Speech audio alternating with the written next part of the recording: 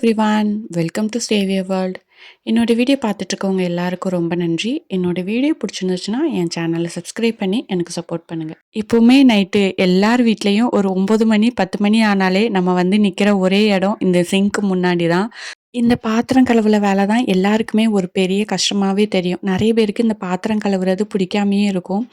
So ஏன்னா மத்த வேலை கூட நம்ம ஷேர் பண்ணி பண்ணிடலாம். ஆனா இந்த பாத்திரம் கழுவுற வேலை மட்டும் ஒரே ஆளே நின்னு கழுவுற மாரி இருக்கும். ஸோ அது ரொம்பவே ஈஸியா பண்ணணும் அப்டின்னா, நான் வந்து கண்டிப்பா உங்களுக்கு டிப்ஸ்லாம் எதுவும் ஷேர் பண்ணல. இந்த மாரி லிக்விட் யூஸ் பண்ணுங்க, இத யூஸ் பண்ணுங்கன்னு. ரொம்பவே சிம்பிள். நமக்கு ஈஸியா ஆகணும் அப்டின்னா, நம்ம வீட்ல உள்ளவங்கள ஃபர்ஸ்ட்டு சேஞ்ச் பண்ணணும். வேற ஒண்ணும் இல்ல. சில பேர் பார்த்தீங்கன்னா, சாப்பிட்ட எச்ச கூட அந்த தட்டுல அப்படியே வச்சுட்டு, அத அப்படியே சிங்க்ல போட்டு வெறும் கைய மட்டும் கழுவிட்டு போயிருவாங்க. ஸோ அந்த மாரி பண்ணும்போது தான், அதெல்லாம் பார்க்கும்போது நமக்கு பாத்திரம் கழுவுறது ரொம்ப கஷ்டமா இருக்கும். நம்ம சாப்பிட்ட தட்டுல உள்ள எச்ச நம்மளே டிஸ்போஸ் பண்ணிட்டு, அந்த லைட்டா கை கழுவி, அந்த தட்ட லைட்டா அலம்பிட்டு, அதுக்கப்புறம் நம்ம வெறும் தட்டா போடும்போது, அத ஒரு ஆள் நின்னு கழுவுறதுக்கு நமக்கு கஷ்டமாவே இருக்காது. ரொம்ப ஈஸியா இருக்கும். ஸோ அந்த மாரி தான் நாங்க இப்ப வரைக்கும் எங்க வீட்ல நாங்க ஃபாலோ பண்ணிட்டுருக்கோம். காலையில சமையல் முடிச்சதுக்கப்புறம் எப்பவுமே ஒரு செட் பாத்திரம் கழுவிருவேன். அதுக்கப்புறம் ஈவினிங் தான் எங்க வீட்ல பாத்திரம் சேரும். ஈவினிங் நைட்டு டின்னருக்கு யூஸ் பண்ற பாத்திரம் மட்டும் தான் சேரும். அதுவரைக்கும் பகல்ல எங்க வீட்ல சிங்க்ல ஒரு பாத்திரம் கூட கிடக்காது கழுவுறதுக்கு. இது வந்து நான் வீடியோக்காண்டி சொல்லல. உண்மையிலேயே எங்க வீட்ல இப்ப வரைக்கும் அதான் ஃபாலோ பண்ணிட்டுருக்கேன். ஏன்னா, இடையில நம்ம ஏதாவது எடுக்கிறதுக்கு, ஆஃப்டர்நூன் சாப்பிட்றதுக்கு எடுக்கிறதுக்கு, அப்புறம் டீ, காஃபி போடுறதுக்கு, இல்ல எது எடுத்தாலுமே உடனே அந்த பாத்திரத்த வந்து நான் கழுவி கையோட வச்சுருவேன். அதே மாரி தான் எல்வின்க்கும் இப்போ பிராக்டிஸ் குடுத்துட்டுருக்கு. வேற ஒண்ணும் இல்ல.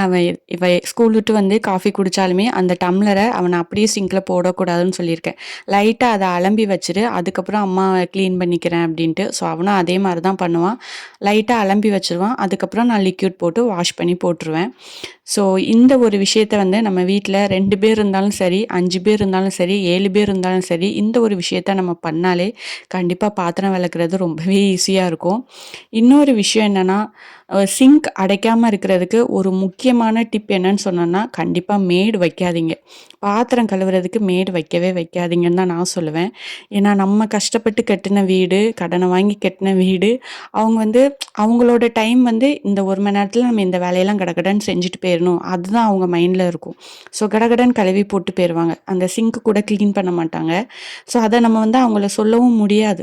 இந்த மாரி பண்ணுங்க, அந்த மாரி பண்ணுங்கன்னு நம்ம சொல்ல முடியாது. நம்ம வீட்ட நம்ம வந்து எப்படி கிளீனா வைக்கிறோமோ, நம்மள மாரி யாருமே கிளீனா வைக்க மாட்டாங்க. நம்மளால முடியாத பட்சத்தில வேணா கண்டிப்பா மேட் வச்சுக்கலாம். மத்தபடி இந்த பாத்திரம் கழுவுறதுக்கும், பாத்ரூம் கழுவுறதுக்கும் கண்டிப்பா மேட் வைக்காதீங்கன்னு தான் நான் சொல்லுவேன்.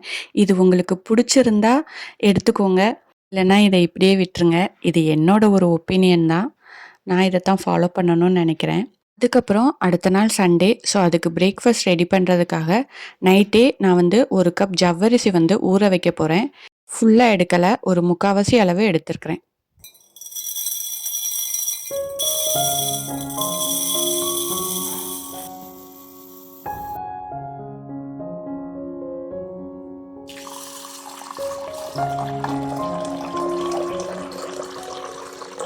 சண்டே தான் கொஞ்சம் டிஃப்ரெண்ட்டா ஏதாவது பண்ண முடியும் அப்படின்ட்டு, அன்னைக்கு வந்து நான் சாபுதானா இட்லி தான் பண்ணியிருந்தேன். வேற ஒண்ணும் இல்ல. அதுக்கு ஜவ்வரிசி வச்சு தான் நம்ம பண்ணுவோம். ஜவ்வரிசிய ஃபர்ஸ்ட்டு தண்ணி ஊத்தி நல்லா அலசி எடுத்துக்கிட்டு, அதுக்கப்புறம் தான் நான் ஓவர் நைட் தண்ணி ஊத்தி ஊற வைக்க போறேன்.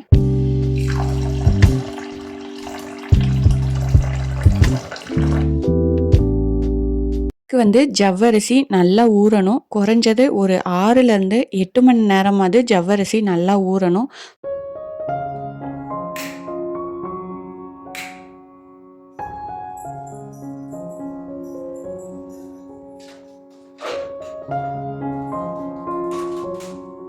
அதுக்கப்புறம் மார்னிங் எடுத்து பார்த்தா ஜவ்வரிசி நல்லாவே ஊறிடுச்சு. ஸோ இந்த ஸ்டேஜில நல்லா ஊறியிருக்கணும். அது வந்து நீங்க பார்த்தாலே ஒரு சாஃப்ட்டா இருக்கிற மாரி இருக்கணும். அதுக்கப்புறம் அன்னைக்கு மார்னிங் சர்ச்சுக்கு போயிட்டு வந்து நேரா கிச்சனுக்கு தான். ஒண்ணும் இல்ல. இதுக்கு வந்து நான் சின்ன வெங்காயம் எடுத்திருக்கேன். பெரிய வெங்காயம் வேணாலும் எடுத்துக்கலாம். நான் வந்து கொஞ்சம் சின்ன வெங்காயம் எடுத்திருக்கேன். அத நல்லா பொடிசு பொடிசா கட் பண்ணி எடுத்துக்கிறணும் எல்லாத்தையும். ஜவ்வரிசிய வந்து கொஞ்சமா நம்ம மிக்ஸியில போட்டு அரைச்சு எடுத்துக்கிறணும். அவ்வளத்தையும் போடல. கொஞ்சமா எடுத்து வச்சிருக்கேன். ஏன்னா, இத நான் கடைசில அந்த மாவுல முழுசு முழுசா போடுறதுக்காக எடுத்து வச்சிருக்கேன். ஸோ, அரைக்கிறதுக்கு கொஞ்சமா தண்ணி ஊத்தி, நல்லா ஒரு ரொம்ப ஃபைன் பேஸ்ட்டாவும் அரைக்கணும் இல்ல, ரொம்ப கொரகொரவாவும் இருக்கக்கூடாது. மீடியம் ஸ்டேஜ்ல அரைச்சு வச்சுக்கிற வேண்டியதான். அதுக்கப்புறம் பேன்ல நான் எண்ணெய் கொஞ்சமா ஊத்தி, அதில கடுகு, சீரகம் போட்டு தாளிக்க தான் போறேன். தாளிக்கிறதுக்கு கீ கூட ஆட் பண்ணிக்கிறலாம். நான் வந்து நார்மல் ஆயில் தான் யூஸ் பண்ணியிருக்கேன். அதுக்கப்புறம் பொடிசு பொடிசா கட் பண்ண வெங்காயத்தையும் போட்டு நல்லா வதக்கி எடுத்துற வேண்டியதான். இது ப்ரௌனிஷா வதக்கணும்னு அவசியம் இல்ல. மீடியமா வதக்குனா போதும். அது கூட ஒரு கைப்பிடி அளவு கொத்தமல்லியும் நான் ஆட் பண்ணியிருக்கேன். ஸோ எல்லாம் வதங்குனதுக்கப்புறம் 1 1/2 கப் அளவு ரவை எடுத்திருக்கேன். 3/4 கப் ஜவ்வரிசிக்கு 1 1/2 கப் அளவு ரவை எடுத்து, ஸோ அதையும் போட்டு ரவைய நல்லா வறுத்து எடுத்துடணும். ரவைய வந்து வறுக்காம பண்ணக்கூடாது. நல்லா வறுத்து எடுத்தா தான் அந்த இட்லி வந்து கொஞ்சம் நல்லாயிருக்கும். அதில வந்து நான் ஒரு 2 ஸ்பூன் கீ ஆட் பண்ணிக்கிறேன். ரவைய வறுக்கும்போது, நீங்க ஃபர்ஸ்ட்டே ஆட் பண்றதுனாலும் பண்ணிக்கலாம். வறுத்ததுக்கப்புறம் நம்ம அத அப்படியே ஒரு பவுல்ல மாத்திக்கிற வேண்டியதான். அது கூட நம்ம அந்த அரைச்சு வச்ச ஜவ்வரிசியையும் ஆட் பண்ணி, முழுசா உள்ள ஜவ்வரிசியையும் சேர்த்துட்டு, அப்புறம் தேவையான அளவு உப்பு ஆட் பண்ணிக்கிறேன். அப்புறம் கொஞ்சமா காயத்தூளும் ஆட் பண்ணிக்கிறேன். இது கூட கொஞ்சமா இஞ்சி பூண்டு பேஸ்ட்டும் போட்டுக்கிறேன். இதில வந்து நான் தயிர் ஆட் பண்ணேன். நான் கேமரா ஆன்ல இருக்குன்னு நெனச்சு தயிர ஊத்திட்டேன். அதுக்கப்புறம் தான் பார்க்குறேன் வீடியோ எடுக்கல. ஸோ அதுக்கப்புறம் கொஞ்சமா தண்ணி ஊத்தி நல்லா மிக்ஸ் பண்ணி ஒரு 20 நிமிஷம் நம்ம இந்த மாவ வந்து ஊற வைக்கணும். 20 நிமிஷம் இல்லைன்னா ஒரு 1/2 மணி நேரம் நம்ம நல்லா ஊற வச்சிரணும். அப்பதான் இது இட்லி ஊத்துறதுக்கு வரும். ஸோ ஊற வச்சதுக்கப்புறம் எப்பவும் போல நம்ம இட்லி ஊத்தி எடுத்துற வேண்டியதான்.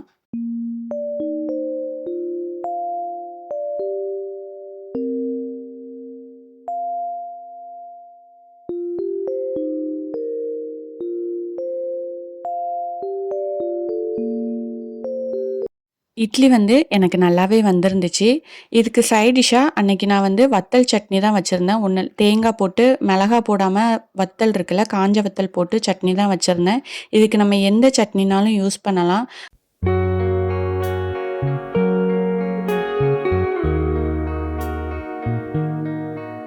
அப்புறம் ஒரு வீடியோல கூட நான் போட்டிருந்தேன். ஸ்வீட் கார்ன், மஷ்ரூம், பொன்னாங்கண்ணி கீரை வச்சு ஒரு பக்கோடா ஒண்ணு. அது வந்து நான் ஷார்ட்ஸ்லயும் போட்டிருந்தேன். அப்போ ஷார்ட்ஸ்ல போடும்போது ஒருத்தவங்க சொல்லியிருந்தாங்க, "இது பொன்னாங்கண்ணி கீரை கிடையாது" அப்படின்ட்டு. எனக்கு தெரிஞ்சு நான் இத தான் ஒரு 3 வருஷமா பொன்னாங்கண்ணி கீரையா நான் சாப்பிட்டுட்டு இருக்கேன். ஆக்சுவலி பொன்னாங்கண்ணி கீரையில இன்னொரு ஒரு வெரைட்டியும் இருக்கு. அது வந்து இலை கொஞ்சம் சின்னதா இருக்கும். ரெட்டிஷ்ஷா இருக்கிற மாரி இருக்கும். இதுவும் நான் சமைச்சிருக்கேன். பட் அவங்க சொன்னோனே எனக்கே ஒரு டவுட் வந்துருச்சு. ஐய்யயோ! அப்ப இது பொன்னாங்கண்ணி கீரை கிடையாதா? அப்படின்ட்டு. அ ஸோ இந்த வீடியோ பார்க்குறவங்க உங்களுக்கு தெரிஞ்சிருக்கும். இது வந்து பொன்னாங்கண்ணி கீரையா என்னன்ட்டு. ஸோ ப்ளீஸ் எனக்கு கமெண்ட் பண்ணுங்க. இதுதான் பொன்னாங்கண்ணி கீரையா என்னன்னு. ஏன்னா நான் இதுவும் ஒரு 3 வருஷமா நான் வந்து வாரத்துல ஒரு தடவையாவது எடுத்துருவேன் பொன்னாங்கண்ணி கீரை. ஏன்னா கண்ணுக்கு ரொம்ப நல்லது அப்படிங்கிறனால. ஸோ கண்டிப்பா எனக்கு கமெண்ட் பண்ணுங்க. இது பொன்னாங்கண்ணி கீரை தானா அப்படின்ட்டு. அதுக்கப்புறம் அன்னைக்கு சண்டே எப்பவும் உள்ளத விட கொஞ்சம் பிஸியா போச்சு. ஏன்னா, அன்னைக்கு எங்க ரிலேஷன் ஒருத்தவங்க வந்திருந்தாங்க. வேற யாரும் இல்ல, எங்க மாமா தான். ஸோ, அவங்க பையன் கூட தான் எல்வின் ஒரே விளையாட்டு. ஸோ, அவங்க வந்து கோயில் போறதுக்காக வந்திருந்தாங்க. ஸோ, எல்வினையும் கூட்டிட்டு போயிட்டாங்க. ஸோ, அவங்க ஆஃப்டர்நூன் சாப்பிட்றதுக்காக நான் தான் வீட்ல சமையல்லாம் ரெடி பண்ணிட்டு இருந்தேன். ஸோ, ரொம்பவே பிஸியா போச்சு எங்களுக்கு இந்த சண்டே. எல்வினும் அவங்க கூட ரொம்பவே என்ஜாய் பண்ணிட்டு இருந்தான். ஸோ இதுவரைக்கும் உங்க வேல்யபிள் டைம என் கூட ஸ்பெண்ட் பண்ணதுக்காக ரொம்ப ரொம்ப நன்றி. பாய்.